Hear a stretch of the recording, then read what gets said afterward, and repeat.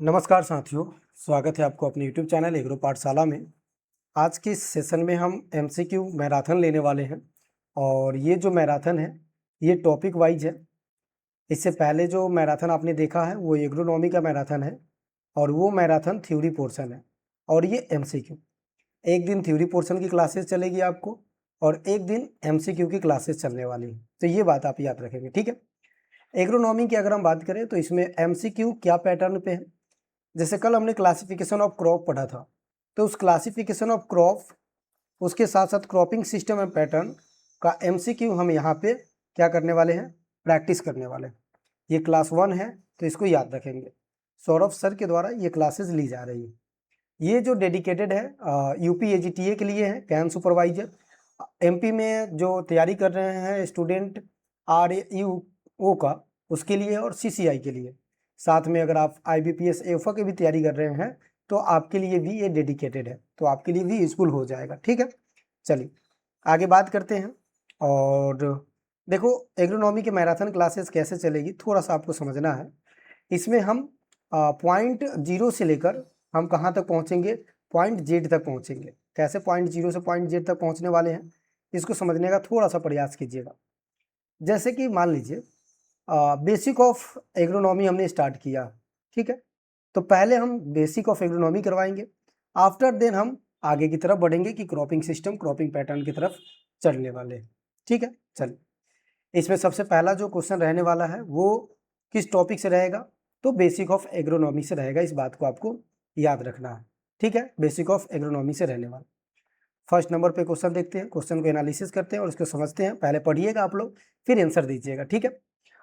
Question number 1 ये है कि the term agronomy drive from the Greek word. सही बात है, एग्रोनॉमी जो टर्म है वो ग्रीक शब्द से लिया गया है, एग्रो प्लस नोमस।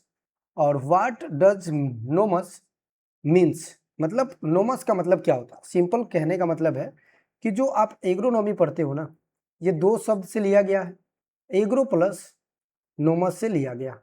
एग्रो का मतलब क्या होता है तो यहाँ बताया हुआ है। एग्रो का मतलब क्या होगा हमारे पास और नोमस का मतलब क्या होगा, इन दोनों का मतलब पूछा जा रहा। तो एग्रो का मतलब फील्ड होता है, ठीक है। नोमस का मतलब होता है प्रिंसिपल या फिर हम कहते हैं उसको मैनेजमेंट, ठीक है, प्रबंधन। तो फील्ड मैनेजमेंट को हम क्या कहते हैं, एग्रोनॉमी कहते हैं। दैट मीन्स कि एग्रीकल्चर का वो ब्रांचेज है जिसमें फील्ड को मैनेज करते हैं, उसके प्रोडक्शन के लिए, उसके उत्पादन के लिए, उसे हम एग्रोनॉमी कहते हैं, ठीक है। तो यहाँ पे बताना है कि एग्रोनॉमी ग्रीक शब्द से लिया गया है, एग्रोस एंड नोमस से लिया गया है। बट यहाँ सिर्फ मीन्स बताना है नोमस का। एग्रो का मतलब क्या होता है, फील्ड होता है। बट इसने क्या पूछा है कि नोमस का क्या मतलब है। जैसे आप देखोगे हिंदी में एग्रोनॉमी शब्द ग्रीक भाषा के एग्रो प्लस नोमस से लिया गया है। नोमस का क्या अर्थ होता है, तो नोमस का अर्थ होता है मैनेजमेंट या प्रिंसिपल। जैसे हर किसी का अपना एक नॉर्म्स होता है। हम जब एफओ की तैयारी करते हैं या एफओ की पढ़ाई करते हैं, उसके अंदर हम नॉर्म्स पढ़ते हैं, नाबार्ड नॉर्म्स। तो नाबार्ड नॉर्म्स का मतलब है कि नाबार्ड का क्या मैनेजमेंट है, क्या प्रिंसिपल है किसी चीज को लेकर, तो उसे नॉर्म्स कहते हैं, ठीक है। तो यहाँ पे मैनेजमेंट हो जाता है। यही पूछ लिया जाता है कि एग्रो का क्या मतलब है, तो फील्ड हो जाता है, ठीक है। तो इतना तो समझ में आपको भी आ रहा होगा। अब छोटा सा चीजें हम यहाँ पढ़ लिए हैं तो एक चीज और समझते हुए चलते हैं। अगर कोई आपसे पूछे कि बताओ एग्रोनॉमी किस शब्द से लिया गया है, तो आप तो बता दोगे कि एग्रोनॉमी से लिया गया। बट वहीं पे एक छोटा सा ट्रिक अपना लेंगे तो सारा भाषा हमें याद हो जाएगा। कल हमने क्लास में बताया भी है कि भाषा का निर्माण कैसे होता है। देखो जिसके लास्ट में लॉजी लगा होता है, जिसके लास्ट में नोमी लगा होता है, जिसके लास्ट में RY लगा होता है, जिसके लास्ट में सिंपल वाई भी लगा होता है, या जिसके लास्ट में पोनिक लगा होता है, ये शब्द कैसे होते हैं, तो ग्रीक से लिए होते हैं। मतलब ये ड्राइव कहाँ से होता है, ग्रीक भाषा से होता है। एक्सेप्शन इज एवरीवेयर, अपवाद हर जगह होते हैं। वैसे में हमें क्या याद रखना है, तो पोमोलॉजी याद रखना है। पोमोलॉजी लास्ट में लॉजी है तो ये ग्रीक का तो है ही है, लेकिन साथ में जो पोमोस शब्द है ये कैसा है, तो ये याद रखेंगे ये लैटिन भाषा से लिया हुआ। किस भाषा से लिया हुआ भाई, लैटिन भाषा से लिया गया। तो इस केसेस में ये लैटिन और ग्रीक दोनों से हो जाएगा। उसी तरह से सोशियोलॉजी, सोशियो जो शब्द है वो लैटिन शब्द है और लॉजी जो शब्द है वो ग्रीक शब्द है, तो ये लैटिन और ग्रीक दोनों से लिया गया। फिर इसी तरह हम अगर बात करें फॉरेस्ट्री, तो जो फॉरेस्ट्री शब्द है वो भी लैटिन शब्द है और ये फॉरेस्ट से लिया गया। और फॉरेस्ट का मतलब होता है scientific study of tree is known as forestry, ठीक है। तो लॉजी, नोमी, RY और वाई और पोनिक जो शब्द होते हैं ये कैसा होता है, नोमी होता है। लेकिन इस पोनिक में भी एक एक्सेप्शन है, जैसे कि आपसे एक्वा पोनिक पूछ दे, एक्वा पोनिक, तो पोनिक तो ग्रीक है बट एक्वा क्या है, लैटिन है। या फिर आपसे एक्वा कल्चर पूछ दे तो याद रखेंगे कि ये लैटिन और ग्रीक दोनों से मिलकर बना हुआ। यहाँ राइट आंसर हो जाएगा टू मैनेजमेंट, यानी कि A will be the right answer हो जाएगा। क्लियर। उसी तरह से लैंग्वेज की बात करें तो हमारे पास जो हमारे पास लैंग्वेज है, जैसे कि एक मिनट रुकिएगा, जैसे कि हमारे पास लैंग्वेज है ग्रीक, तो ग्रीक हमने समझ लिया। जैसे हमारे पास लैंग्वेज है लैटिन शब्द, तो लैटिन शब्द से भी हमें कुछ चीज़ें समझनी है। कई बार वहाँ से क्वेश्चन पूछ लिए जाते हैं, आप लोग कन्फ्यूज हो जाते हो, आप लोग बता नहीं पाते हो, तो ये मेरा दायित्व बनता है कि आपको वो चीज़ें इतना ईजी फॉर्म में समझा दिया जाए कि ताकि आप किसी भी एग्जाम में बैठते हो तो यहाँ से कन्फ्यूजन नहीं होगा। और हाँ, एक चीज़ याद रखेंगे, कोई यहाँ ये नहीं बोलने आएगा कि सर आप इतना बच्चे वाले टाइप क्वेश्चन क्यों करा रहे हो, क्योंकि ये बेसिक ऑफ एग्रोनॉमी है, तो यहाँ थोड़ा सा बच्चे वाला टाइप ही क्वेश्चन, कई बार इसी तरह से क्वेश्चन पूछते हैं, बच्चे फंस भी जाते हैं। लैटिन की अगर हम बात करें तो याद रखेंगे लैटिन जो शब्द होगा जिसके लास्ट में कल्चर लगा होगा, जिसके लास्ट में हम कह सकते हैं कि क्या लगा होगा, साइड लगा होगा, ठीक है। जो लार्ज एरिया में हो उसे हम लैटिन कहेंगे। जैसे मान लेते हैं कि जितने कल्चर लगा हुआ वो तो लैटिन है, लेकिन एक्सेप्शन इज द एवरीवेयर, अपवाद हर जगह होते हैं, तो अपवाद हमें कुछ याद रखना है। जैसे कि अपवाद में हम आपसे पूछते हैं कि बताओ भैया लैक कल्चर, तो आप ये नहीं कहोगे कि ये लैटिन से लिया गया, ये दोनों भाषा से लिया गया। लैक जो है वो संस्कृत भाषा का शब्द है, संस्कृत भाषा का शब्द है, और कल्चर जो है वो लैटिन भाषा का शब्द है, तो ये लैटिन प्लस कल्चर दोनों शब्द से लिया गया है, ठीक है। संस्कृत जितने भी हिंदी के शब्द होते हैं ना वो शब्द संस्कृत का होता है। जैसे आपसे हम पूछते हैं कि बताओ कपास किस शब्द का है, संस्कृत शब्द से। हम आपसे पूछते हैं गन्ना के बारे में बताना है, संस्कृत शब्द से। हम आपसे पूछते हैं कृषि किस शब्द का है, संस्कृत से। लेकिन एग्रीकल्चर किस शब्द का है, तो लैटिन है, लेकिन इसका हिंदी संस्कृत शब्द से लिया गया। इस बात को भी क्या करना है, याद रखना। तो पहला लैक कल्चर एक्सेप्शन है और दूसरा सिट्री कल्चर क्या है, यहाँ पे एक्सेप्शन माना जाता है। तो लैक और सिट्री कल्चर, क्लियर। चलिए, तो लैंग्वेज के बिहाफ पे हो गया है, बस कुछ चीज़ें और रह गई है उसको भी देख लेते हैं। लैंग्वेज वाला पोर्शन यहाँ हमारा समाप्त हो जाएगा। आफ्टर देन हम मूव ऑन करेंगे किसी दूसरे टॉपिक पे, यानी कि जो क्वेश्चन आएगा उसके अकॉर्डिंग हम अपन देखते हुए चलेंगे। आइए, अब जैसे कि आपको पता है कि फ्रेंच जो लैंग्वेज है मतलब भाषा है, उससे कौन कौन सी लैंग्वेज लिया गया, तो सबसे पहला जो फ्रेंच भाषा से लिया गया उस लैंग्वेज के बारे में आपको याद रखना है, ट्रक गार्डनिंग। कौन सा भाषा लिया गया है, कौन सा शब्द लिया गया है, ट्रक गार्डनिंग। दूसरा लिया गया है इंटरप्रेन्योर, ठीक है। इंटरप्रेन्योर शब्द भी किससे लिया गया है, फ्रेंच शब्द से लिया गया है, ट्रक गार्डनिंग और इंटरप्रेन्योर। उसी तरह से भाषा जब देख ही रहे हैं तो कुछ और भाषा के बारे में बात कर लेते हैं। जैसे कि आपसे पूछे कि बताओ भैया वीट साइंस किस भाषा से लिया गया, आपसे पूछता है कि वीट साइंस किस भाषा से लिया गया है, टीलेज किस भाषा से लिया गया है, या फिर सीड ड्रिल जो होता है उस किस भाषा से लिया गया है, वही जो है ये किस भाषा से लिया गया है। तो इसके लिए एक बुक आता है HHH हॉर्स होइंग हस्बेंड्री, जो 1731 में जेठो टूल ने लिखा था, और इसमें ये सारी जिक्र किया गया था कि ये जो भाषा है ये एंग्लो सेक्सन की भाषा है। Anglo section that means old English की भाषा है। किसकी भाषा है, ओल्ड इंग्लिश की भाषा है। तो ओल्ड इंग्लिश लैंग्वेज से भी ये सारी चीज़ें प्राप्त हुई हैं, तो आपको ये भी याद रखना है साथ में, ठीक है। चलिए, तो भाषा से रिलेटेड ये सारी चीज़ें हो गई है। अब अगले नंबर ऑफ क्वेश्चन की तरफ चलते हैं कि अगला नंबर क्वेश्चन क्या बताया जा रहा है, ठीक है। चलिए, यहाँ पे थोड़ा सा नंबरिंग देख लीजिएगा, नंबरिंग थोड़ा सा इशू है, बस नंबरिंग से हमें क्या करना है, हमें तो पढ़ने से मतलब रखना है, ठीक है। तो नंबरिंग पे बात नहीं करेंगे। अब यहाँ पे नेक्स्ट जो क्वेश्चन है उसको हम समझते हैं, उसको पढ़ते हैं कि यहाँ पे लिखा हुआ भारत सकल घरेलू उत्पाद जिसे जीडीपी कहते हैं, ग्रॉस डोमेस्टिक प्रोडक्ट, इनमें कृषि एवं संबंधित क्षेत्रों में लगभग कितना % योगदान देता है। What is the approximate contribution of agriculture and allied sector to India GDP. मतलब जैसे मान लो कि 100 रुपया देश में आ रहा है, उसमें से 3 सेक्टर से पैसे आते हैं। कितने सेक्टर से पैसे आते हैं, 3 सेक्टर से। सबसे जो रो सेक्टर होता है जिसे हम रो मटेरियल सेक्टर कहते हैं, या फिर हम इसे प्राइमरी सेक्टर के नाम से जानते हैं। तो प्राइमरी सेक्टर हमारा क्या है, एग्रीकल्चर है। प्राइमरी सेक्टर क्या है, एग्रीकल्चर।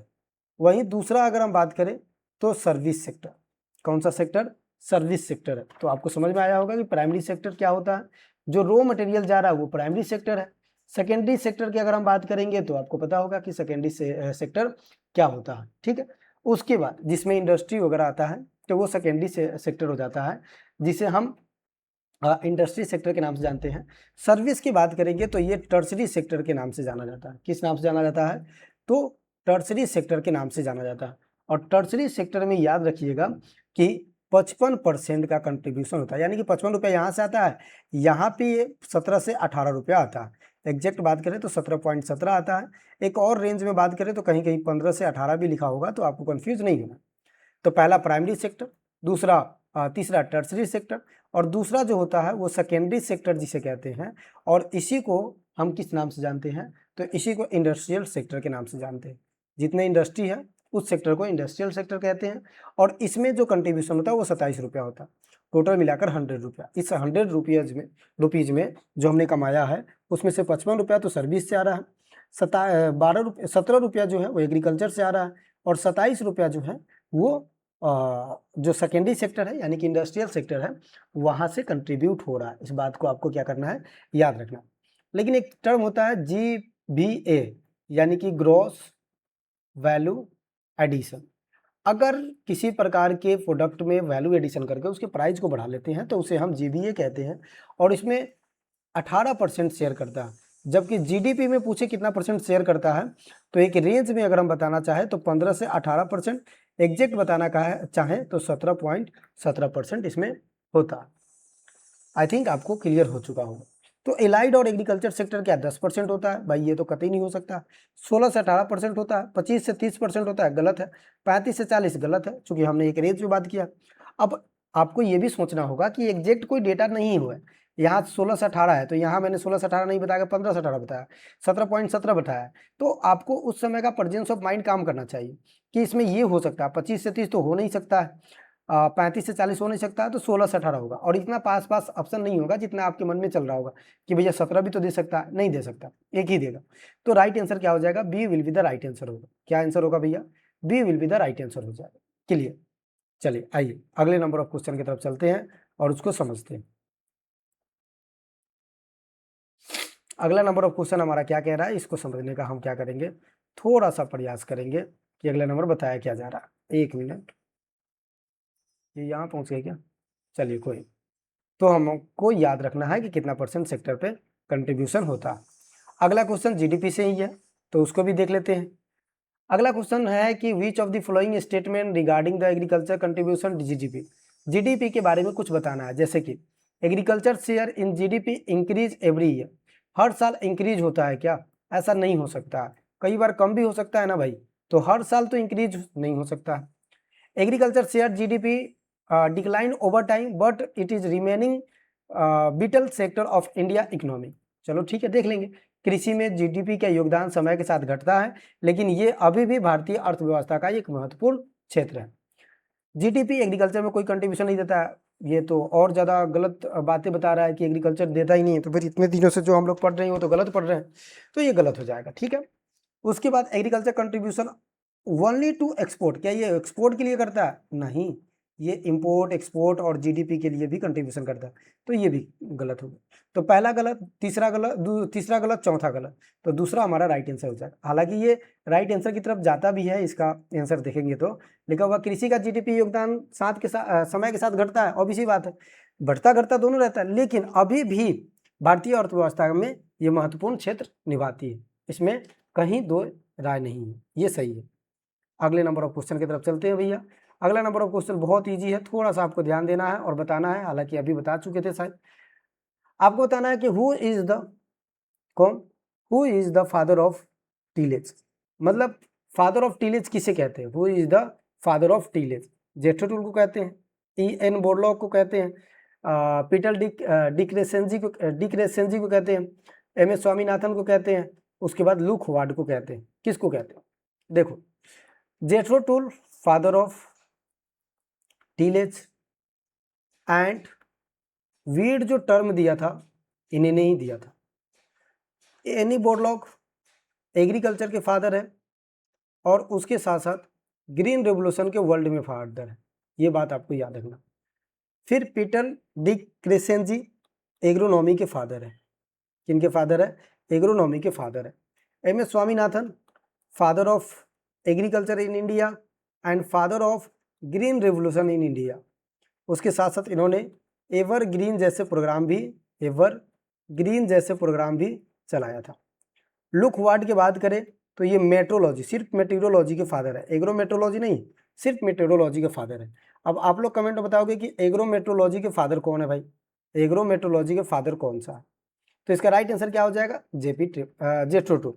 अच्छा, इन्होंने जीरो टिलेज तो टर्म दिया था, वीड भी दिया था, टिलेज भी दिया था, साथ में जीरो टिलेज टर्म भी दिया था। बट जीरो टिलेज के अगर फादर के बारे में बात किया जाए ना, तो वो किनको बोलते हैं? वो बोलते हैं जेबी ट्रिपलेट। क्लियर? चलिए, क्लियर होगा आपको। आगे की तरफ बढ़ते हैं और अगले नंबर ऑफ क्वेश्चन की तरफ चलते हैं। अगला नंबर क्वेश्चन क्या कह रहा है, इसको गौर से देखना है, सही से समझना है, और ना समझ में आए तो बताना है। पहला, in India what is the financial year related to agriculture. देखो 3 ईयर आपको याद रखना है। एक तो एग्रीकल्चर क्रॉप ईयर पहला याद रखना है, जो जुलाई से जून तक मनाया जाता है, जुलाई से लेकर जून तक मनाया जाता है। पहला ईयर आपको याद रखना है, यानी कि जुलाई से जून तक मनाया जाता है। क्या मनाया जाता है? तो ईयर ऑफ एग्रीकल्चर या फिर agriculture crop year, agriculture crop year.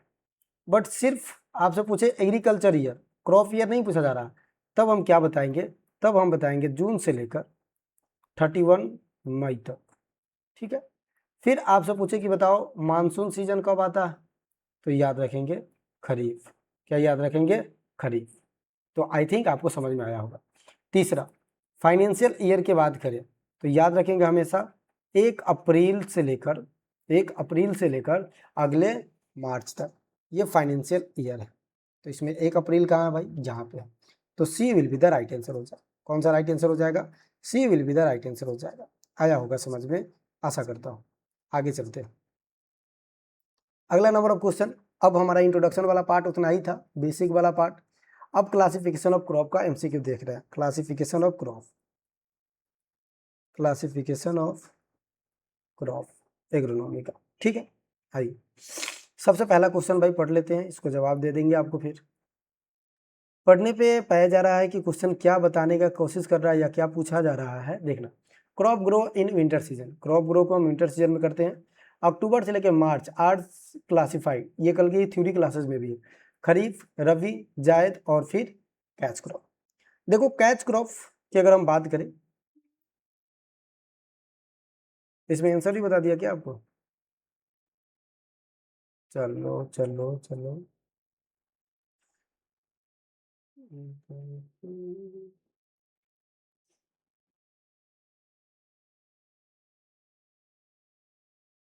चलो कुछ क्वेश्चन में ना आंसर भी बताया हुआ है, तो थोड़ा से बच के रहिएगा। थोड़ा एडिटिंग जो किया था या फिर जो ये बनाया था, उसने बना दिया होगा थोड़ा सा गलती।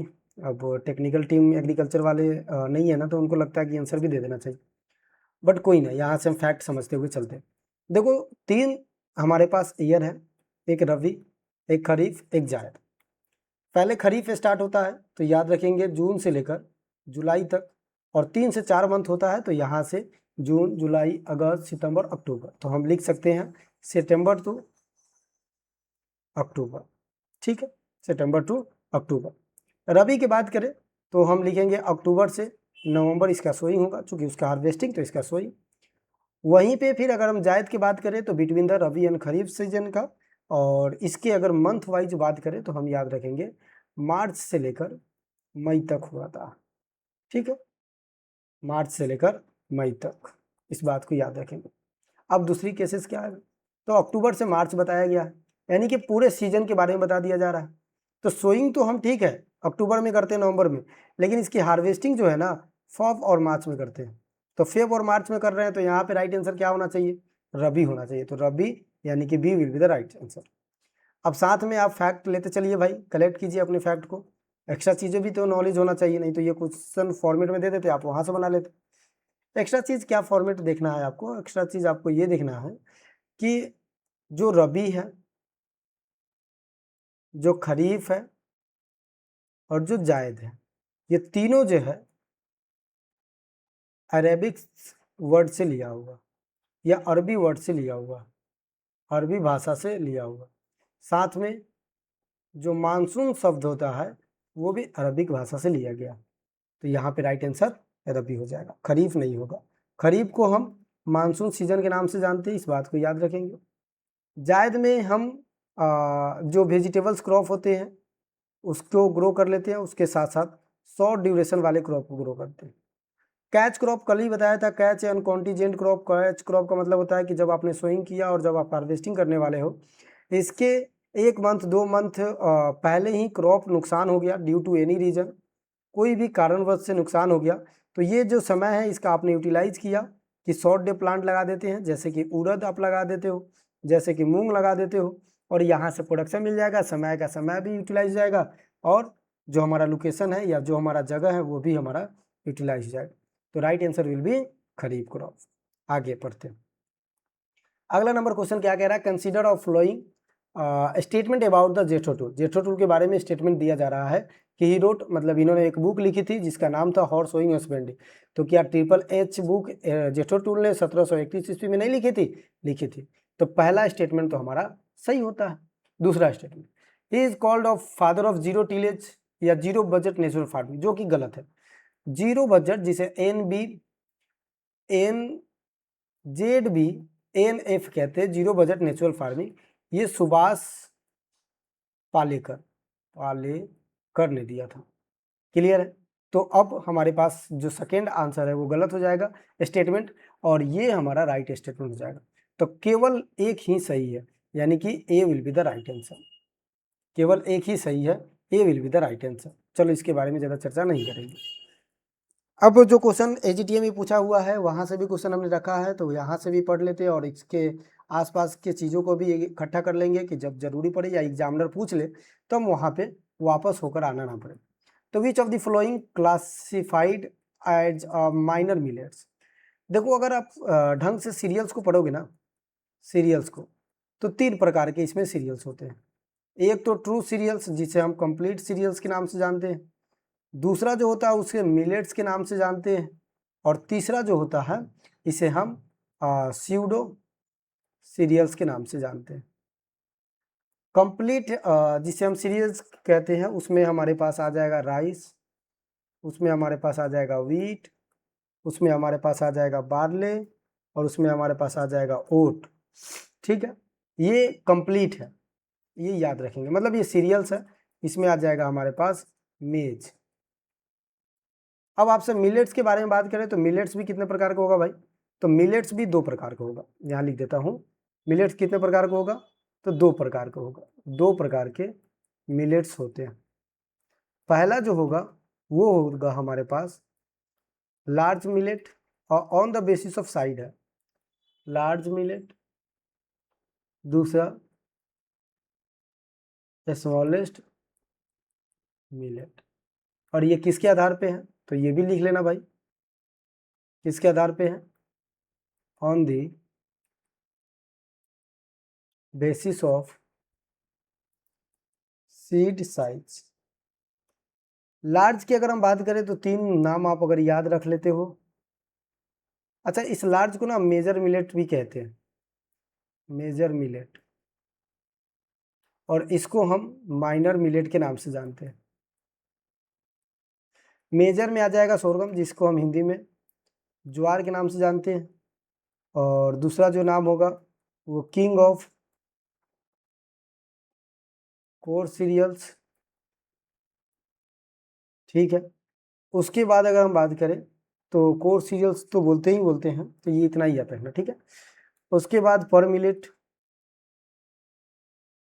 पर मिलेट को हम बाजरा बोलते हैं। उसके बाद फिंगर मिलेट, फिंगर मिलेट को हम रागी बोलते हैं। और फिंगर मिलेट का वाटर यूज एफिशिएंसी कितना परसेंट? तो क्वेश्चन ये भी आ जाता है कि बताओ फिंगर मिलेट का वाटर यूज एफिशिएंसी कितना परसेंट है? तो मेजर मिलेट्स में कौन कौन से आ जाएंगे? फिंगर, सोरगम और पर मिलेट। बाकी का जो रिमेनिंग पार्ट है वो किस में आ जाएगा, माइनर मिलेट्स में आ जाएगा। As for example Italian millets,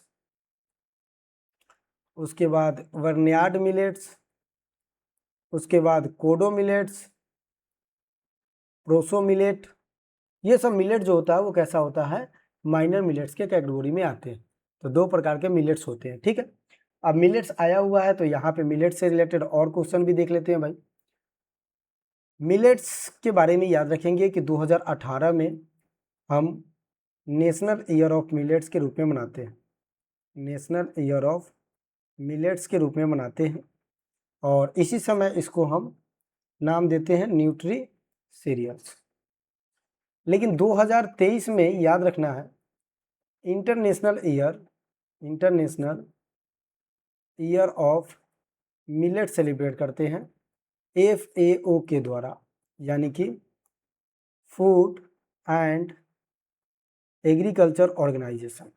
food agriculture organization का एस्टेब्लिशमेंट पूछे तो 19 याद रखेंगे क्या है, 1945 कहाँ पे है, तो रोम इटली।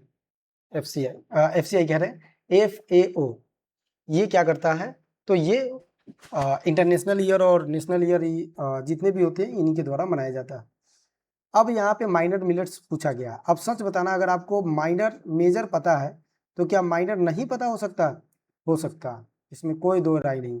अगर आपको मेजर नहीं पता है तो माइनर पता, तो अगर मेजर पता है तो माइनर पता खुद ही हो जाएगा।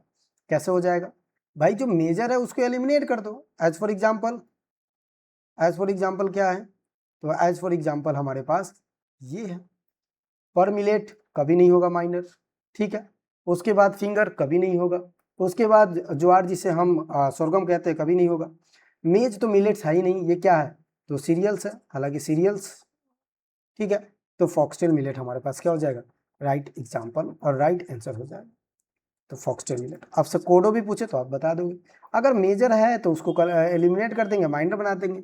अगर माइनर पूछ रहा है तो सॉरी मेजर पूछ रहा है तो माइनर को एलिमिनेट कर देंगे। तो ये चीजें आपको याद करने में काफी ज्यादा हेल्प करेगा। आइए आगे समझते हैं। 9 नंबर क्वेश्चन क्या कहता है, इसको पढ़ते हैं, स्टेटमेंट वाइज है। Consider following statement about millets, ये भी मिलेट्स के बारे में। Millets are high dietary fibre, iron, calcium and antioxidant, they are natural gluten free. सही बात है। जो मिलेट्स होते हैं ना, जो मिलेट्स होते हैं उसमें याद रखना है कि ग्लूटेन फ्री होता है, ग्लूटीन किसी प्रकार के नहीं होता। ग्लूटीन किस में होता है, तो वीट में होता है, इस बात को याद रखेंगे। वीट का प्रोटीन ही क्या है, ग्लूटीन है। तो इसका right answer both A and B होगा। अच्छा, इसमें भी राइट आंसर दे दिया, चलो कोई। क्लियर, मिलेट्स के बारे में अभी डिस्कशन किया है तो मुझे नहीं लगता है कि और डिस्कशन होनी चाहिए। आगे पढ़ते हैं, अगले क्वेश्चन की तरफ चलते हैं और उसको जवाब देते हैं। पहला, एनालाइज करो statement regarding the carbohydrate. Carbohydrate के रिगार्डिंग में, उपलब्ध में क्या करना है, इसको चेकआउट करना है। इसको चेकआउट कर लेते हैं हम सब मिलकर साथ में। अभी दूध का दूध, पानी का पानी हो जाएगा। जो फ्लैक्टोज है वो स्वीटेस्ट शुगर होता है, तो मुझे लगता है कि सही है, ये सबसे ज़्यादा स्वीटेस्ट शुगर है। तो यहाँ पे ए तो सही दिखते हुए लग रहा है, तो ए जिसमें भी है वो सही होगा। तो बोथ लिखा हुआ है, यहाँ काट दो। पार्शियली करेक्ट कह रहा है, थोड़ा थोड़ा करेक्ट है, नहीं। ग्लैक्टोज जो होता है वो ब्लड शुगर के रूप में जाना जाता है। मतलब क्या है, मतलब ये है कि जो ग्लैक्टोज होता है वो ब्लड शुगर के नाम से जाना जाता है। क्या सच बात है या फिर झूठ बात है? ब्लड शुगर किसे कहते हैं? अगर आपने थोड़ा सा भी पढ़ा होगा तो ब्लड शुगर हम किसे कहते हैं, ग्लूकोज को कहते हैं। ब्लड शुगर किसे कहते हैं, ग्लूकोज को कहते हैं, ग्लूकोज को कहते हैं, जो कैसा है, मोनोसेकेराइड है। लेकिन यहाँ पे बोला है कि क्या ग्लैक्टोज, ग्लैक्टोज को हम कह सकते हैं? नहीं, इसको हम माइंड शुगर के नाम से जानते हैं या मिंड शुगर के नाम से जानते हैं। तो हमारा सेकेंड गलत हो गया, तो फर्स्ट विल बी करेक्ट, यानी कि ए हमारा राइट आंसर होगा। ठीक है, ग्लैक्टोज याद रखेंगे, मिंट शुगर के नाम जानते हैं। ब्लड शुगर किसे कहते हैं, तो डेक्ट्रोज जिसे कहते हैं और जिसे ग्लूकोज कहते हैं, तो याद रखेंगे। CHO क्या है भाई, तो कार्बोहाइड्रेट है, और कार्बोहाइड्रेट का जो मेन सोर्स होता है वो सीरियल्स होता है। C for serial, C for carbohydrate. सबसे ज़्यादा कार्बोहाइड्रेट 78% किस में पाया जाता है भैया? तो राइस में पाया जाता है। इस बात को आपको याद रखना है। आगे की तरफ चलते हैं। अगला नंबर जो क्वेश्चन है वो आप सबके लिए बहुत ईजी है। What is the botanical family of cotton? Cotton का बोटनिकल फैमिली सोलेनेसी फैमिली। अच्छा, सोलेनेसी फैमिली में कौन कौन आएगा भाई? चिली आएगा, ब्रिंजल आएगा, उसके बाद पोटैटो आएगा, उसके बाद टोमेटो आएगा, ठीक है, उसके बाद टोबैको आएगा, ठीक है। और इसमें याद रखना है जितने भी सोलेनेसी होते हैं ना, उसके क्रोमोसोम नंबर 24 होते हैं। सिर्फ किसको छोड़कर? तो पोटैटो को छोड़कर, आलू को छोड़कर, और उसके साथ साथ ट्यूबर क्रॉप को छोड़कर, सॉरी टोबैको को छोड़कर इसका 48 होता है। तो क्या कॉटन सोलेनेसी से आता है? कभी नहीं, गलत हो जाएगा। उसके बाद फिर हमारे पास आता है मालवेसी, देखेंगे लेगुमिनेसी, लेगुमिनेसी से तो कभी नहीं आता। ग्रेमिनेसी वही हो गया, ग्रेमनी फैमिली जिसे हम पोएसी फैमिली के नाम से जानते हैं। ग्रास फैमिली, इसमें जितने भी सीरियल्स होते हैं ये ग्रेमिनेसी या पोएसी फैमिली से आता है। अस्ट्रेसी की अगर बात करें तो ये भी गलत हो जाएगा। तो राइट आंसर क्या हो जाएगा? मालवेसी हो जाएगा, ठीक है। राइट आंसर क्या है हमारे पास? Malvaceae will be the right answer. अगले नंबर ऑफ क्वेश्चन की तरफ चलते हैं भैया। अगला नंबर क्वेश्चन क्या बता रहा है? अच्छा देखिए, फिर से नंबर पे मत जाइएगा कि सर आपने 10 नंबर लिख रखा है, 2 नंबर लिख रखा है, क्वेश्चन हमने 25 कर लिया, तो इस तरह से इस पे मत जाइएगा। ये थोड़ा सा एडिटर जो है, हमारे एडिटर तो नहीं कह सकते, जो कंटेंट बनाते हैं उनमें थोड़ा सा मटेरियल हो चुका है कि मिस्टेक हो चुका है। विच of the following is deep rooted? Deep rooted का मतलब है कि जिसका रूट 1.5 मीटर तक जाता है। तो डीप रूटेड क्या वीट है, बार्ले है, शुगर बीट है, या फिर अल्फा अल्फा? बताइएगा। वीट किस में आएगा? सीरियल्स में आएगा। जितने भी सीरियल्स होते हैं वो सैलो रूटेड होते हैं, मतलब उसका रूट जो होता है उधरी हुई रहता है, ऊपर की तरफ रहता है। तो वीट एंड बार्ले दोनों सीरियल्स है, तो दोनों गलत हो जाए। अब शुगर बीट भी हमारे पास कह सकते हैं कि मॉडरेट, लेकिन इतना नहीं कह सकते कि डीप। अल्फा अल्फा जो होता है वो डीप होता है, यानी कि C will be the right answer. क्या हो जाएगा? C will be the right answer. आगे की तरफ चलते हैं। अगला जो क्वेश्चन है वो भाई स्टेटमेंट वाइज है, तो इसको ध्यान से पहले पढ़ना है, आफ्टर देन रिलीज करना है आंसर। असेसन कहता है कि cereal are rich source of carbohydrate. सही बात है, अभी हमने बताया आपको। Cereals derive from the Roman word, जिसका मतलब होता है गॉडेस ऑफ ग्रेन्स, यानी कि अनाजों की देवी। दोनों बात एकदम सही है, परफेक्ट है, यानी कि both A and R true, but R is correct explanation of A. सही बात है, ठीक है। चलिए आगे की तरफ चलते हैं, आगे याद करते हैं अगला क्वेश्चन क्या है हमारे पास, उसको देखते हुए चले। Which year celebrate the national year of millet? International 2023। इसमें ज़्यादा दिमाग लगाने की आवश्यकता है भी नहीं, ठीक है। 2018 में नेशनल मिलेट्स डे के नाम से मनाते हैं 2018 में। 20 में बायोडाइवर्सिटी, याद रखेंगे, ठीक है, याद हो जाएगा आपको। तो इसका राइट आंसर क्या होगा? डी, यानी कि 2023। यहाँ पे भी दिया हुआ था, कोई बात नहीं। अगले नंबर ऑफ क्वेश्चन की तरफ चलते हैं भैया। अगला नंबर क्वेश्चन क्या कहता है, देखिएगा। Which state leading produce cotton in India? Cotton में सबसे ज़्यादा प्रोड्यूस करने वाले इंडिया में कौन सा स्टेट है जो लीडिंग है किसके प्रोडक्शन में? कॉटन। क्या महाराष्ट्र है, गुजरात है, मध्य प्रदेश है, और कर्नाटका है? तो हमारा जो राइट आंसर होने वाला है वो राइट आंसर होने वाला है क्या? गुजरात। ये गलत हो जाएगा, ये गलत होगा, ये गलत होगा। महाराष्ट्र में अगर हॉर्टिकल्चर में बात करें तो पोमोग्रेनेट, ग्रेप्स, और उसके साथ साथ अगर हम बात करते हैं तो ग्रेप्स हमने बता ही दिया आपको, ये ज़्यादा होता है। उसके साथ साथ गार्लिक एंड ऑनियन भी होता है। इवन यहाँ एनआरसी भी है गार्लिक एंड ऑनियन का, महाराष्ट्र। गुजरात में कॉटन का प्रोडक्शन सबसे ज़्यादा होता है, तो याद रखेंगे राइट आंसर बी हो जाएगा। कॉटन के बारे में अगर हम थोड़ा सा भी डिस्कशन करते हैं तो याद ये भी रखेंगे कि कॉटन जो स्पीसीज है, मतलब गॉसिपम स्पीसीज, वो 4 प्रकार के होते हैं, इंडियन और एक एक्जोटिक, मतलब बाहरी। कॉटन के बारे में याद रखना। कॉटन के बारे में एक और याद रखना कि कॉटन ग्रो कहाँ होता है? ब्लैक सॉइल में होता है, ब्लैक सॉइल। चूँकि इसमें एक मिनरल्स पाया जाता है जिसे हम मोंट मोरिल्लोनाइट कहते हैं, और montmorillonite 1 type of silicate clay minerals है जो फूलना और सिकुड़ना जानता है। मध्य प्रदेश सोया प्रदेश के नाम से जानते हैं, सोया सिटी ऑफ इंडिया के नाम से जानते हैं।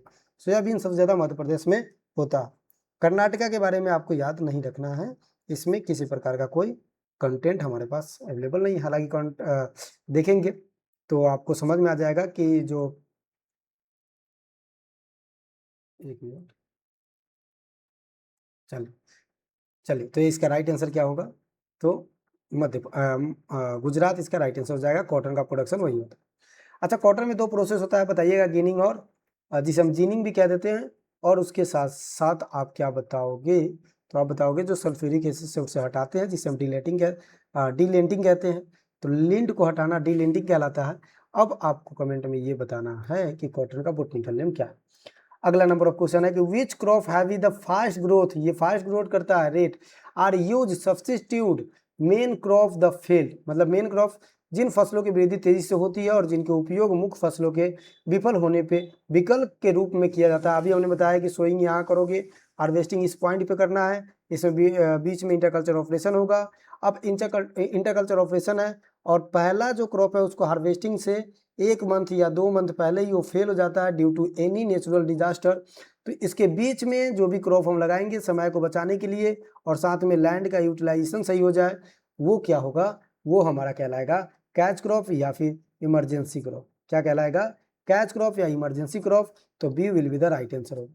कोबर क्रॉप का मतलब क्या होता है, कोबर क्रॉप का सबसे बेस्ट जो एग्जाम्पल है वो है काउफी, और इसका मतलब होता है कि पूरे एरिया को वो सही से ढंक लेना, क्या कहलाती है, कोबर क्रॉप कहलाती है, कि ताकि वहाँ का जो मॉइस्चर परसेंटेज है या मॉइस्चर है वो एक जगह से दूसरी जगह नहीं पहुँच सके। ट्रैप क्रॉप क्या होता है, ट्रैप क्रॉप का मतलब होता है कि जब मेन फील्ड को हमने लगाया है तो उस पर किसी प्रकार का इंसेक्ट का दबाव ना बढ़े या इंसेक्ट ना आए, उसे हम ट्रैप क्रॉप के नाम से जानते हैं। नर्स क्रॉप जो नॉरिशमेंट प्रोवाइड करने का काम करता है। आगे की तरफ चलते हैं भैया, अगले नंबर ऑफ क्वेश्चन की तरफ चले और पढ़ते हैं इसको गौर से कि क्या पूछा जा रहा है। तो which of the following crop fall under the category often cross pollination. देखो सबसे पहले अगर हम सिंपल पोलिनेशन की बात करें ना, तो pollination is the initial step. ये क्या है, इनिशियल स्टेप है, किसके लिए, मतलब आपसे पूछे कि पोलिनेशन किसके लिए सबसे इनिशियल स्टेज है, तो फर्टिलाइजेशन के लिए। अगर पोलिनेशन नहीं होगा उस केसेस में सच बता ना, क्या फर्टिलाइजेशन का प्रक्रिया होगा, नहीं होगा। तो इस फर्टिलाइजेशन को संपूर्ण करने के लिए पहले पोलिनेशन होगा। तो पोलिनेशन का मतलब सिंपल होता है कि अगर एक ही फ्लावर हो या फिर डिफरेंट फ्लावर हो, तो इसके अंदर जो मेल है और इसके अंदर जो फीमेल है, इस फ्लावर पे मेल फ्लावर क्या कर, मेल फ्लावर से फीमेल फ्लावर पर पहुंचाएगा। कोई भी साधन हो सकता है, बाई एंट हो सकता है, बाई पर्सन हो सकता है, किसी भी कारण से आपको यहाँ याद रखना है।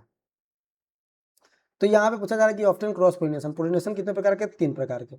पहला आपको याद रखना है सेल्फ पोलिनेशन, दूसरा आपको याद रखना है क्रॉस पोलिनेशन, तीसरा याद रखना है often cross pollination. Self pollination में 5% क्या होगा, सेल्फ होगा, क्रॉस होगा, 95% से भी मोर देन क्या होगा, इसमें सेल्फ होगा, और 5% से कम क्रॉस पोलिनेशन होगा। जैसे कि वीट हो गया, राइस हो गया, मेज हो गया, बार्ले हो गया, ये सब क्या है, सेल्फ पोलिनेशन। क्रॉस पोलिनेशन में क्या होगा, 100 to 110% क्रॉस ही होगा। क्या होगा, क्रॉस होगा। जैसे कि हम अगर बात करें तो मेज हमारा क्रॉस पोलिनेशन है, इस बात को याद रखें। ऑफ्टन क्रॉस पोलिनेशन में याद रखेंगे पिजन पी, और उसके साथ साथ याद रखेंगे कॉटन। तो यहाँ पे कॉटन दिया हुआ है तो राइट आंसर क्या होगा, कॉटन। तो सी का राइट आंसर क्या है, C will be the right answer. कई बार ना हम यहाँ टिक कर देंगे ऐसे ऐसे, तो कभी मत समझिएगा कि ये सही हो जाएगा, ये हमारा डिमेरिट है, बट इसका राइट आंसर क्या है, सी है, C will be the right answer. आइए भैया आगे समझते हैं। 1 मिनट, थोड़ा सा धीरे काम कर रहा है ये तो। अच्छा ये हो गया, चलो भाई बताओ आगे आंसर। थक तो नहीं गया, बता देना भाई, कमेंट बॉक्स में बता देना। अभी मत सोचना कि सर लाइव क्लासेस तो है नहीं, आप तो ऐसी ही बात कर रहे हो, बट लाइव क्लास नहीं है, लेकिन आप तो बता ही सकते हो। Which among the following is biennial crop. Biennial का मतलब क्या होगा, बाई मतलब होता है दो, बाई का मतलब क्या होगा, दो, यानी कि सीड से लेकर सीड बनने की प्रक्रिया। देखो सीड जर्मिनेट करता है तो पहले वेजिटेटिव पार्ट को ग्रो करता है, फिर रिप्रोडक्टिव पार्ट को ग्रो करता है, फिर जाकर वो सीड बनाता है। यानी कि सीड टू सीड क्या कहलाता है, लाइफ साइकिल कहलाता है। अगर वेजिटेटिव पार्ट के बाद उसने ग्रो करना बंद कर दिया या उसी पे हमने यूज कर लिया, तो वो सीड नहीं होगा। ठीक है, इस बात को याद, लाइफ साइकिल नहीं होगा। तो लाइफ साइकिल अगर 1 साल के अंदर या 2 सीजन के अंदर कंप्लीट करता है, पहले सीजन में वेजिटेटिव पार्ट, दूसरे में रिप्रोडक्टिव पार्ट, वैसे में ये 2 सीजन से अधिक लगा रहा है तो उसे हम क्या कहेंगे, बाइनियल कहेंगे। क्या वीट ऐसा करता है, मुझे नहीं लगता है, तो ये एनुअल होगा। ठीक है, उसके बाद शुगर केन हमारे पास पेरेनियल में आ जाएगा। मेज हमारे पास कैसे आ जाएगा, तो एनुअल में आ जाएगा। अब बचा ऑनियन, ऑनियन कैसा है, बाइनियल है, बट क्या सीड प्रोडक्शन के लिए कर रहे हैं तो बाइनियल है, बट ऑनियन को सिर्फ बल्ब के लिए पाल रहे हैं क्या, बल्ब के लिए कल्टीवेशन कर रहे हैं। कल की क्लास में भी हमने ऑनियन को ऐसे ही बोला था कि पाल रहे हैं, हालांकि पाल रहे हैं थोड़ी होगा। अगर उसके लिए कल्टीवेशन कर रहे हैं तो ये कैसा होगा, बाइनियल होगा। बट अगर सीड के लिए कर रहे हैं तो ये क्या होगा, एनुअल होगा। क्या होगा भैया, एनुअल होगा। यहाँ बाइनियल लिखा था क्या, गलत है, एनुअल होगा। सीड के लिए एनुअल, और सीड के लिए एनुअल हो जाएगा। अरे यार क्या बता दिया, चलो। अगर आप बल्ब के लिए, सीड के लिए कर रहे हैं तो पेनियल होगा, और बल्ब के लिए कर रहे हैं तो एनुअल होगा। ठीक है, ठीक है, थोड़ा सा क्या हो गया सौरभ, कुछ नहीं। चलो, तो सीड के लिए करेंगे तो कैसा हो जाएगा, तो याद रखेंगे बाइनियल हो जाएगा। जबकि अगर हम सिंपल उसे बल्ब के लिए करते हैं तो पेनियल हो जाएगा। क्लियर है दिमाग में बातें। आइए अगले नंबर ऑफ क्वेश्चन की तरफ चलते हैं। अगला नंबर ऑफ क्वेश्चन क्या बता रहा भाई, ये पढ़ लिया क्या हमने, पढ़ लिया। अगले नंबर ऑफ क्वेश्चन की तरफ चले तो हम देख रहे हैं, क्वेश्चन पूछा जा रहा है कि which crop is growing is field to trap harmful insect and nematode. तो हम सब जानते हैं नेमाटोड मतलब जड़ के पास जो चीज़ें लगती है, हार्मफुल जो इंसेक्ट है वो उसके आसपास मिट रहा है। तो उसके बचने के लिए हम बाउंड्री पे क्या करते हैं, हम कोई दूसरा क्रॉप लगा देते हैं जो उसके वजह से बच जाएगा। इसी को हम क्या कहते हैं, इसी प्रक्रिया को हम कहते हैं, क्या कहते हैं भैया, ट्रैप कर रहे हैं उसको। तो इसको हम ट्रैप क्रॉप के नाम से, ट्रैप फसल के नाम से जानते हैं।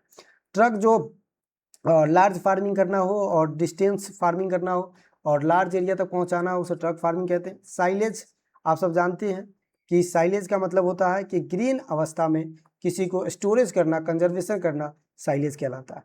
आंसर में बताना है कि साइलेज जो है वो किसके लिए साइलेज किसका बनता है, क्या मेज का सही साइलेज बनता है या बरसीम का, आपको सिर्फ यही बताना। कैश सिर्फ गोल्ड यानी कि पैसे के लिए करते हैं, उसे कैश क्रॉप कहते हैं।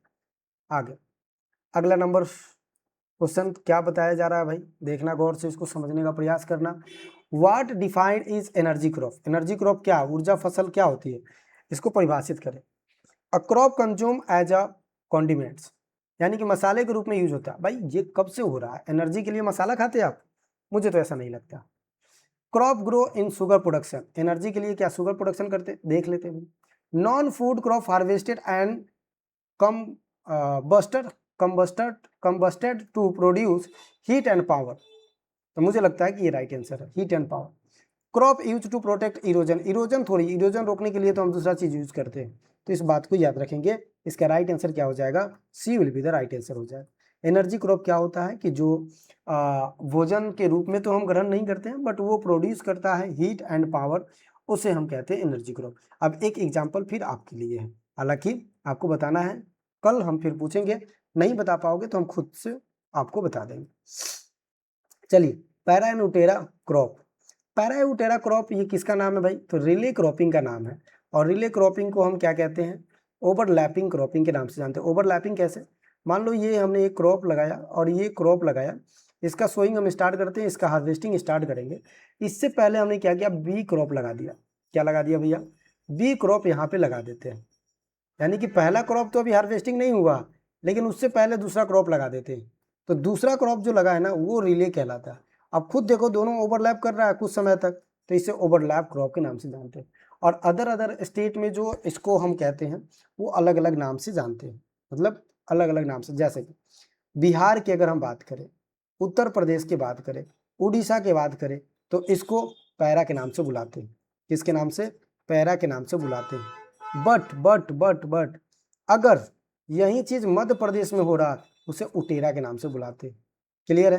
तो पैरा और उटेरा फार्मिंग अगर आपसे पूछता है या क्रॉप पूछता है तो क्या कैच क्रॉप होगा, कभी नहीं होगा, कैच क्रॉप तो होगा ही नहीं। क्या एनर्जी क्रॉप नहीं होगा, नर्स क्रॉप नहीं होगा, रेसिडियल और सिस्ट जो क्रॉप होता है उसको हम कहते हैं पैरा और उटेरा। आगे चलते हैं, अगला नंबर क्वेश्चन क्या बता रहा है, इसको गौर से समझना है। अब ये क्लासिफिकेशन ऑफ क्रॉप ही पढ़ रहे हैं, याद रखिएगा। विच of the following fibre crop, fibre crop कल बताया था, फाइबर क्रॉप 3 प्रकार के होते हैं। एक हम कह सकते हैं सीड फाइबर, या फिर इसी को कहेंगे लिंड फाइबर। सीड फाइबर का मतलब है कि जो सीड से फाइबर निकल रहा है। लिंड फाइबर का मतलब है कि उसके पार्ट से निकल रहा है, उसे लिंट और सीड फाइबर के नाम से जानते हैं। एक हमारे पास जो फाइबर होता है वो होता है बास्ट फाइबर। क्या होता है भाई, बास्ट फाइबर। क्या होता है, बास्ट फाइबर के नाम से जानते हैं। एक हमारे पास होता है अदर, या फिर इसे हम लीफ फाइबर भी कह सकते हैं। लीफ फाइबर में आपको कुछ याद हो ना हो, पाइनएप्पल तो जरूर याद रखिएगा। उसके साथ साथ अगेव जो जीरोफाइटिक प्लांट है जिसे हम सीसल के नाम से जानते हैं। बास्ट फाइबर में आपको कुछ याद होना हो, जूट और मेस्टा तो आपको याद रखना है। उसके साथ साथ बनाना भी आपको याद रखना है। बास्ट फाइबर में जूट है तो जूट से रिलेटेड भी कुछ टर्म समझ लेते हैं। जूट से रिलेटेड हम चीज़ें को समझते हैं कि अगर कोई रेवोल्यूशन है और वो कैसा रेवोल्यूशन है तो गोल्डन फाइबर है, गोल्डन फाइबर, गोल्डन भी है और फाइबर, तो फाइबर जूट आ गया। उसी तरह से अगर हम बात करें सीड फाइबर का तो सीड फाइबर में कॉटन आता है। अच्छा यहाँ आंसर दे दिया, कोई बात, क्या हो जाएगा तो कॉटन हो जाएगा। और कॉटन से हम सीड्स को निकालते हैं, मतलब सीड से कॉटन निकाल, सॉरी, सीड पे जो कॉटन लगा हुआ रहता है, फाइबर लगा हुआ होता है, उसे निकालते हैं। अब देखना, इस फाइबर को निकालने के लिए जो प्रोसेस होता है ना उसको हम गिनिंग प्रोसेस कहते हैं। क्या कहते हैं? Ginning process. ग्रीनिंग प्रोसेस का मतलब होता है कि ये सीड है, इस पे लगा हुआ जो कॉटन का पार्ट है उस वाले पार्ट को हमें रिमूव करना है। अब ये सीड पे कुछ उसके लेयर्स भी बन जाते हैं जिसको हम फज के नाम से जानते हैं। तो रिमूवल ऑफ फज कहाँ, किसके माध्यम से? सल्फ्यूरिक एसिड के माध्यम से। इसे हम क्या कहते हैं? डीलेंटिंग कहते हैं। डीलेंटिंग यानी कि लेंट को खत्म हो जाए। सिंपल फाइबर क्रॉप पूछा है तो फाइबर हमारा जूट हो जाएगा। क्या सनफ्लावर, ओट और मेज होता, पी होता है? नहीं होता। तो हमारा राइट आंसर की तरफ हम बढ़ चुके हैं। आ जाओ अगले नंबर ऑफ क्वेश्चन की तरफ चलते हैं। अगला नंबर क्वेश्चन क्या कहता है? Consider the following statement. Statement को क्या करना है? कथन को विचार करना, कथन पर विचार करना। Wheat and barley example of shallow rooted crop. मतलब वीट जो है, बार्ले यानी कि सीरियल्स जो है वो सैलो रूटेड क्रॉप है। मुझे सही लग रहा है। कैसा है? उथली जल वाला है, सैलो रूटेड है। कैसा है? सैलो रूटेड यानी कि उथली जल वाला, उथली जल वाला। बट जो फीफा बीन है, जो शुगर बीट है, ये एग्जाम्पल है डीप रूटेड का। तो क्या ये सही है या फिर गलत है, हमको बताना है। तो दोनों क्या है हमारे पास, याद रखना ये है कि दोनों हमारे पास सही है। पहला स्टेटमेंट भी और दूसरा स्टेटमेंट, पहला स्टेटमेंट भी और दूसरा स्टेटमेंट भी। अगर आपको समझ आ चुका है तो इसका राइट आंसर बहुत ए और बी है। आइए अगला नंबर क्वेश्चन पे चलते हैं। अगला नंबर क्वेश्चन कह रहा है कि regarding the restorative crop. Restorative crop याद करो कल की class. Which statement are true? Restorative crop का क्या मतलब होता है? क्या they deplete soil fertility, they add organic matter to soil, fix atmospheric nitrogen, legumes crop we like lentil and cowpea are example. अब आपको ये बताना है, सिंपल है, ट्रू बताना है रिस्टोरेटिव क्रॉप के बारे में। देखो रिस्टोरेटिव क्रॉप का मतलब क्या था कि एक ऐसा क्रॉप, एक कैसा क्रॉप, एक ऐसा क्रॉप जो नाइट्रोजन फिक्सेशन कर रहा है, जो सॉइल न्यूट्रिएंट को बढ़ा रहा है, जो उसके फर्टिलिटी को बढ़ा रहा है, उस क्रॉप को हम क्या कहते हैं? रेस्टोरेटिव क्रॉप के नाम से जानते हैं। अब ये कह रहा है कि डिप्लीट, खराब करता है, मिट्टी को तेजी से कम करता है, ये गलत बात है, ये सही कर रहा है। एग्जॉस्टिव जो क्रॉप होता है वो खराब करता है। तो पहला जिसमें दिख रहा है वो गलत हो गया, इसमें भी है, इसमें भी है, इसमें भी, तो पहला गलत हो गया। दूसरा जो स्टेटमेंट है, अच्छा ये स्टेटमेंट इसी के अंदर है कि they add organic matter and soil fix atmospheric nitrogen. ठीक, सिंपल है। अब देखो लेग्यूम्स क्रॉप, अच्छा ये जो है ना ये इसका डिस्क्रिप्शन है, शायद यहाँ पे गलत हो गया। दूसरा है, देखो क्या, legumes crop lentil and cowpea are example. सही बात है, लेग्यूम्स क्रॉप नाइट्रोजन फिक्सेशन देता है, ऐड करता है ऑर्गेनिक मैटर, नाइट्रोजन फिक्सेशन हो रहा है, जिससे रेस्टोरेटिव जो न्यूट्रिएंट गया है वो हमें मिल रहा है। इसीलिए हम जब क्रॉप रोटेशन पढ़ते हैं ना, फसल चक्र, तो वहाँ पे हम पढ़ते हैं कि पहला जब क्रॉप लगाओ ना तो एग्जॉस्टिव क्रॉप लगा रहे हो, ठीक है, तो उसके बाद जो क्रॉप लगाओगे ना वो रेस्टोरेटिव क्रॉप लगाओगे, जहाँ से न्यूट्रिएशन को क्या करेगा? रीजनरेट करेगा। तो इसका राइट आंसर क्या होगा? सेकेंड, ओनली सेकेंड इसका राइट आंसर होगा। ए जिसमें भी है वो गलत हो जाएगा। ठीक है, इस बात को याद रखें। ठीक है, इस बात को याद रखेंगे। क्लियर? चलो आ जाओ अगले नंबर ऑफ क्वेश्चन की तरफ चलते हैं। अगला नंबर क्वेश्चन क्या है समझिएगा। Which of the following statement about companion crop. Companion crop क्या होता है उसको समझना है। They are grow only to trap insect. गलत, बहुत गलत बात है। ट्रैप इंसेक्ट के लिए तो ये हो ही नहीं सकता है। ट्रैप इंसेक्ट के लिए तो ट्रैप क्रॉप हो सकता है ना। They are harvested and combusted to produce heat. ये हीट प्रोड्यूस करता है, क्या बात कर रहे हो। They crop inter crop with another one, each crop harvested separately. They require two year life. ये भी गलत है, सी इसका राइट आंसर है। अलग कंपेनियन क्रॉप की बात करें तो दोनों के एक साथ हम ग्रो करते हैं और हार्वेस्ट अलग अलग कर लेते हैं और दोनों के एक दूसरे से किसी प्रकार का दिक्कत नहीं होता, किसी प्रकार का दिक्कत नहीं होता है, उसे हम कंपेनियन क्रॉप कहते हैं। ठीक है, और हमें प्रोडक्शन भी ज़्यादा दे देता है सोल क्रॉप के अपेक्षा में। Clear?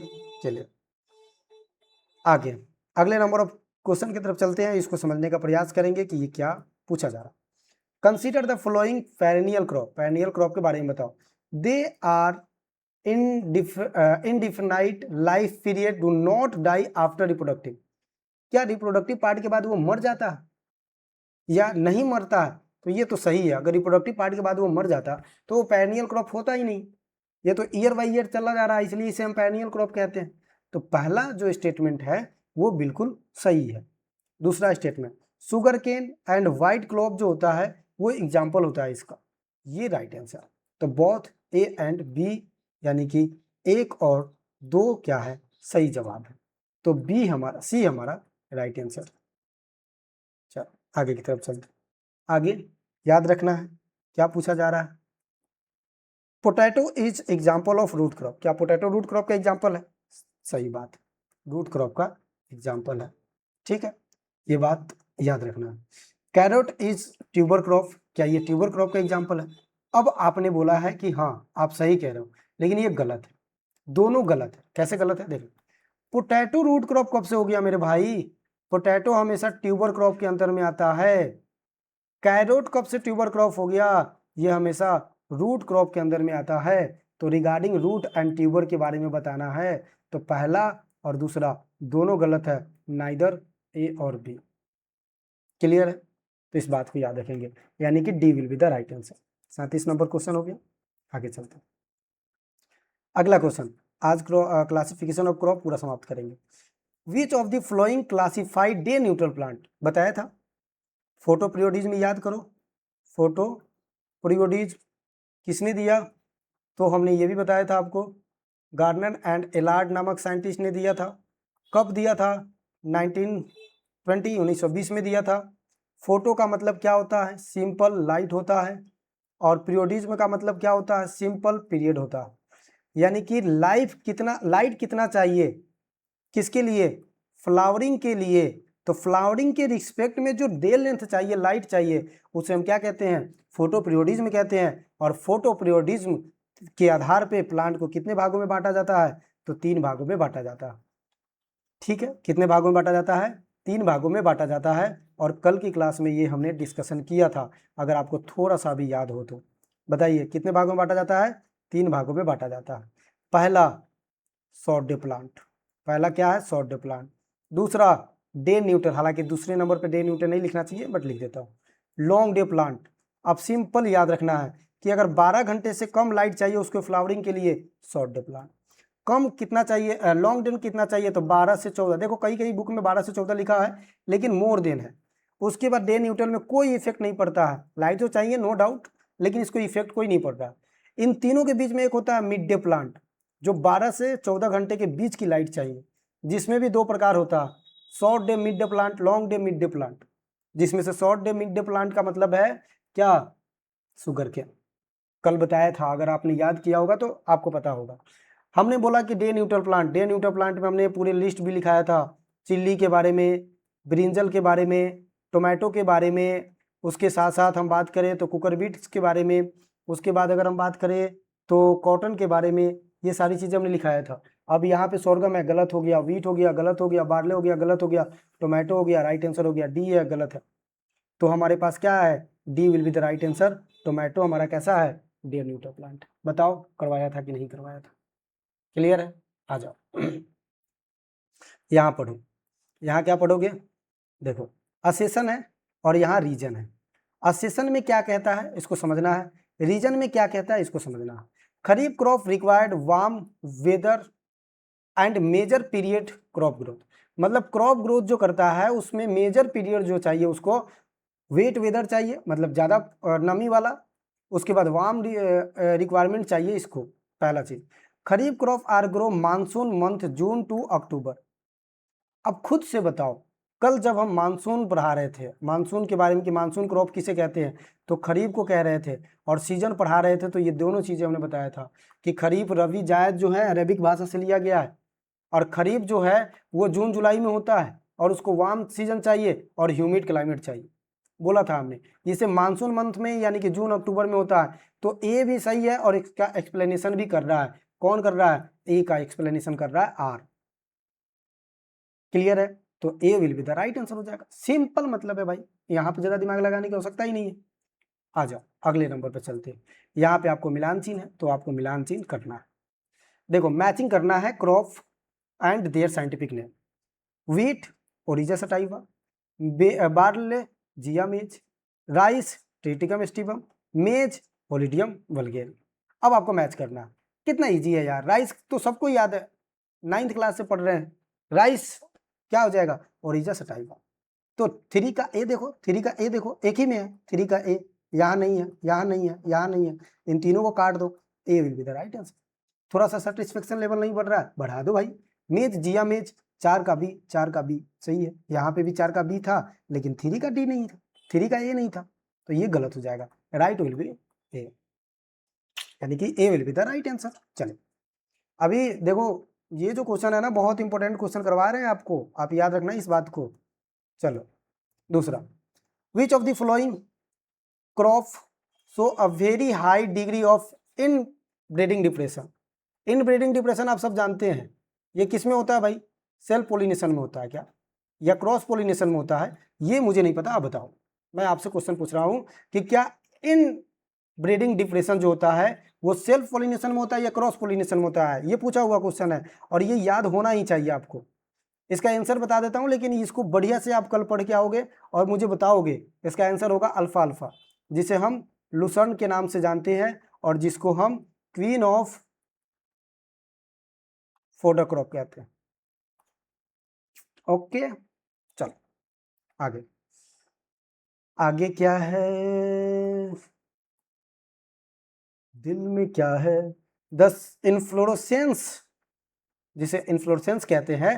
Capitulum is found which type of flowering crop, कौन सा क्रॉप है जिसमें, अच्छा इसमें दे दिया है कॉटन, इसका राइट आंसर होगा। राइस पेनिकल, इनिशिएशन वाला पार्ट आपने देखा होगा, CRI। अच्छा इन्फ्लोरेसेंस इसका क्या होगा? स्पाइक होगा, हेड होगा, या फिर आई होगा। क्लियर? तो इसका राइट आंसर क्या होगा? तो इसका राइट आंसर आपको बताना है कि क्या हो। अच्छा कॉटन थोड़ी होगा यार, मैं भी कॉटन लगा रहा हूँ। कैपिटुलम का क्या होगा? इसका कॉटन नहीं होगा, तो ये आपको बताना है। देखो शुगर कैन को बता देता हूँ, एरो होता है, तो इसका क्या होगा? बी होगा, B will be the right answer. Clear है? आंसर तो लिखा है, लेकिन यहाँ पे ऑप्शन नहीं लिखा है, तो अब बी इसका राइट आंसर होगा। आगे की तरफ चलते हैं। अगला क्वेश्चन देखो, यहाँ पे क्वेश्चन जो बताया गया वो क्वेश्चन भी लिखा हुआ है कि RPSC में पूछा है कि हाइब्रिड जो वैरायटी है फर्स्ट डेवलपमेंट विच, जो हाइब्रिड वैरायटी है first develop in which crop. मेज में हुआ था भाई 1965, याद करो, 1961, सॉरी 1961, याद है क्या? गंगा वन, नहीं याद है? गंगा वन, ठीक है, तो मेज में हुआ था। आगे आगे आगे चलो आगे, ये वैसे भी क्रॉप का है, तो क्रॉप का क्वेश्चन यहीं पे थोड़ी देख रहे हैं, अभी तो क्लासिफिकेशन ऑफ क्रॉप देख रहे हैं। हाँ कल ये भी बात बताया था हमने, बताओ। Protein, arrange the following crop order low to high protein, कम से हाई की तरफ प्रोटीन जाना है। यहाँ पे देखो क्या सीरियल्स के बारे में बात हो रहा है ना, थोड़ा सा सीरियल्स के बारे में डिस्कशन करते हैं। बाकी इसमें वाइल्ड सीड भी है, तो सीरियल्स के बारे में डिस्कशन करेंगे। तो राइस में सबसे कम होता, 6 से 7% होता। उसके बाद अगर हम बात करेंगे सीरियल्स में, तो वीट होता है 10 से 12% होता है, इस बात को याद रखेंगे। क्लियर है? क्लियर है? उसके बाद पूछा गया है सोयाबीन, सोयाबीन में कितना परसेंट होता है भाई? तो 40%, और 20% इसमें क्या होता है? वाइल्ड होता है। यहाँ पे पूछा है ग्राउंड नट, 26% इसमें प्रोटीन होता है, और 46% इसमें वाइल्ड सीड होता है। ये बात याद रखना है, ठीक है। तो सबसे कम किस में है भाई? सबसे कम राइस में है। सी कहाँ लगा हुआ है? सी यहाँ पे है, यहाँ पे है, यहाँ पे, इसको हटा दो। अब बी देखो, सबसे कम के बाद कम सबसे किस में है? तो इसमें तो 26% है, तो वीट देख लेते हैं, वीट। तो बी नंबर पे क्या हो जाएगा? वीट, यानी कि ए 2 में है, इसको भी हटा दो। अब देखो सी नंबर पे, मतलब तीसरा स्थान किसका आएगा? सोयाबीन में सबसे ज़्यादा है तो सबसे ज़्यादा लास्ट में रखो। तो अब देखो लास्ट में डी कौन सा, अब दोनों में डी किस में है? लास्ट में इसमें है। 4 will be right answer. Simple मतलब हो गया भाई, इसमें ज़्यादा चेप चाप करने की आवश्यकता ही नहीं है। चलिए आगे चलते हैं। आगे हम पढ़े, अच्छा आप लोग भी ना कंफ्यूज हो जाते हो, कंफ्यूज हो गए होंगे यहाँ देखकर कि भाई तीसरे नंबर क्वेश्चन देख रहे हैं, विच of the following is the father of modern ley farming. Ley farming आप जानते हो, जब हम कोई लेग्यूम्स क्रॉप के साथ, या फिर हम कहते हैं कि जब दो क्रॉप एक साथ क्रॉपिंग करते हैं, इंटरक्रॉपिंग बताएंगे आपको, वहाँ पे ऐसे क्रॉप ग्रो करते हैं जो लाइव स्टॉक एनिमल्स के लिए भी और ह्यूमन के लिए भी, जैसे बरसीम प्लस मस्टर्ड, मस्टर्ड इंसानों के लिए और बरसीम फोटो क्रॉप के रूप में। तो इसके फादर कौन है? ले फार्मिंग के फादर कौन है भाई? एनी Borlaug, father of green revolution in world, तो ये गलत हो जाएगा। उसके बाद जी आर गोर्जर एस्टोप्लेडन, क्या ये होगा? हाँ यही होगा, तो B will be right answer. M S Swaminathan, father of green revolution in India, tillage के फादर, और जस्ट वी लिविंग, बताओ भाई, बताओ बताओ बताओ, मुझे याद नहीं आ रहा। हाँ लो, पता नहीं, इसके बारे में याद नहीं आ रहा, आप लोग कमेंट में बताएंगे। तो राइट आंसर भी यहाँ लिख दिया गया है, आप लोग अगर सब गौर से देखेंगे तो यही याद रखना है, ठीक है। चलो आगे आगे अगला आंसर है, अगला क्वेश्चन हमारे पास, which of the following is the example of biodiesel crop. Jatropha, जिसे हम रतन जोट के नाम से जानते हैं, रतन जोट, जेट्रोपा बायोडीजल क्रॉप इसे कहते हैं, इसको याद रखना, बायोडीजल क्रॉप। शुगर केन किसके नाम से जानेंगे भाई? कैश क्रॉप है ये, ठीक है। मेज क्वीन है। टाइफा, टाइफा तो आप जानते ही है, ये ग्रासेस है। उसके बाद वर्सीम किंग है फोटो क्रॉप का। अगले नंबर ऑफ क्वेश्चन की तरफ चले क्या? चलो आगे पढ़ लेते हैं, और मैचिंग ही तो करना है। Grow to generate profit, cash crop, तो इसे हम कैश क्रॉप कहेंगे। इंटरक्रॉप हार्वेस्ट, सेपरेट अलग अलग इसे हार्वेस्ट करेंगे, कैंपेनियन क्रॉप कहेंगे। आगे पढ़ के आए थे। फॉर्मेंटेड साइलो लेन पीरियड फीड, साइलो साइलेज, ठीक है ठीक है ठीक है ठीक है ठीक है ठीक है। तो यहाँ पे सी का सी सही है, तो सी का सी दो ही है, गलत गलत। बी का ए, बी का ए, बी का ए, कैंपेनियन क्रॉप सेपरेट काट रहे हैं ना, तो बी का ए यानी कि टू का ए, टू का ए, टू का ए, टू का ए गलत है, ये सही है, A number, A will be the right answer. चलिए बहुत इजी है, बहुत इजी है, आप लोग बना सकते हैं ये सारी कुछ। इतना रैपिड में क्यों चल रहा हूँ? क्योंकि आपको क्वेश्चन प्रैक्टिस भी तो करवानी है। फोर्थ नंबर आते हैं, फिर से वही बात, फोर्थ नंबर पे, what is the cultivation of crop from the regrowth emerging from the root stem after the harvesting. अगर ये नहीं पता है तो क्या पता है? रिटर्निंग क्रॉप किस किस में करते हैं? ओकरा में भी कर सकते हो, टोमेटो में भी कर सकते हो, उसके बाद राइस में भी करते हैं बट यहाँ फॉलो नहीं करते हैं, शुगर केन में भी कर सकते हो, पाइन एप्पल में भी कर सकते हो, उसके बाद हाइब्रिड जो बाजरा होता है उसमें भी कर सकते हो। रेटिन क्रॉप राइट आंसर होगा। सोल्ड जो इंडिविजुअल होता है, मेन जो मेन क्रॉप होता है, सब्सिडरी यानी कि उसके साथ का क्रॉप होता है। चलिए AICRP all India coordinator research project सबसे पहले 1957 में मेज पर चला था, ठीक है। इस तरह से आपको याद रखना है। तो पूछा जा रहा है पल्सेस पे कब चलाया गया था, तो किसको नहीं पता? पल्सेस के लिए इंस्टीट्यूट याद रखना, कानपुर। कानपुर जब याद रखोगे तो 1967 आपको याद रखना ही रखना है। 57 सबसे पहले मेज पर याद रखेंगे, 93 कुछ नहीं है, 65 FCI, ठीक है। चलो भाई आगे देखते हैं। इन्फ्लोरेसेंस से क्वेश्चन है, यहाँ से देख लेते हैं। Statement inflorescence of cotton axillary cymose, inflorescence of फर millet panicle, inflorescence of rice panicle. Statement 2 और 3 तो सही है, और स्टेटमेंट हमारे पास ये भी याद रखना है कि साइमोज क्या कॉटन का होता है? तो कॉटन का नहीं होता है। अच्छा एक मिनट, क्या पूछा जा रहा है? करेक्ट पूछा जाता है ना, तो यहाँ पे ए और थ्री कैसे हो? साइमोज तो सही है, थ्री पेनिकल सही है, पर मिलेट का पेनिकल नहीं होता है, हाँ ये याद रखना है। पर मिलेट का पेनिकल नहीं होता है क्या? मुझे तो लगता है पेनिकल होता है, पेनिकल होता है। देखना शायद इसका पेनिकल होता है, एक नहीं होता। एक बार ये पेंडिंग में रखेंगे, मुझे अभी एग्जैक्ट याद नहीं आ रहा, हालांकि बता दीजिएगा आप लोग कमेंट में, ठीक है, मुझे याद नहीं आ रहा। चलिए आगे चलते हैं, आगे चलते हैं, आगे चलते हैं, देखते हैं आगे कितने क्वेश्चन बचे हुए हैं। अगर ज़्यादा नहीं होगा तो आज करवा देंगे। ये बहुत क्वेश्चन है भाई। चलो चलो चलो चलो चलो चलो चलो चलो चलो कल क्वेश्चन देखेंगे। बाकी ये क्वेश्चन दे देंगे, एग्रोनॉमी वाला क्वेश्चन यहाँ पे आंसर भी दे दिया है छुट्टा, कोई बात नहीं है, आगे हम बात करेंगे। यहाँ पे आंसर भी दे दिया इसने, ठीक है। फुल एंड पूछ वाला मेथड हम बी डेस्मोडियम, ये हम कल के सेशन में डिस्कशन करेंगे। बाकी सेशन के बारे में बताइएगा जरूर। एग्रो पाठशाला शेयर कर दीजिएगा, सब्सक्राइब कर लीजिएगा और उसके साथ साथ कमेंट वगैरह कर लीजिएगा भाई, फीडबैक वगैरह बता दीजिएगा। फीडबैक सही है तो आगे आपके लिए कंटिन्यू करेंगे, फीडबैक गलत होगा तो उस पर काम करेंगे। बाकी मिलते हैं नए सेशन के साथ। और एक बात और, BHO की तैयारी अगर आप कर रहे हैं ना तो आपके लिए फाउंडेशन कोर्स लेकर आ रहे हैं, परेशान मत होइएगा, बिल्कुल मिनिमम प्राइस में, हो सकता है तो फ्री पढ़ा देंगे यूट्यूब पे, ठीक है। तो डिस्कशन करते हैं, मिलते हैं अपन।